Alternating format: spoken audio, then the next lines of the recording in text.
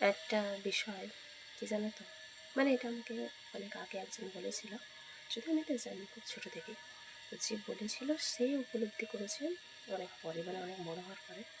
তো সে আমাকে বলেছিল যে দেখ নিজেই না, যখন দেখবি তোর জীবনে খারাপ সময় চলছে, তোর জীবনে বিভিন্ন রকম অসুবিধা আসছে, তখন না তোর পাশে খুব কম মানুষজন থাকবে।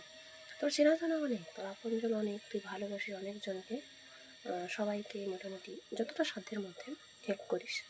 হেল্প মানে কি জানো তো, সবসময় কিন্তু ফিনান্সিয়াল হেল্প নয়, মেন্টাল হেল্প অনেক বড় একটা কাজ দেয়, ঠিক আছে? কিন্তু ওইটুকু সবাই দেয় না যাকে। তো সে আমাকে বলেছিল, কিন্তু যখন দেখবি তোর ভালো সময় আসবে, অগন্তি মানুষ তুই পাশে পাবি, তোর অনেক দূর দূর সম্পর্কের, কিংবা হয়তো তুই তাদের চিনিস না, তারা তোকে চিনে, এরকম মানুষও পাশে থাকবে।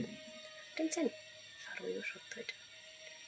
তো কেন জানি না, এখন চারপাশের পরিবেশ পরিস্থিতি অনেক কিছু দেখে আমার সেই কথাটা মনে পড়ে গেল।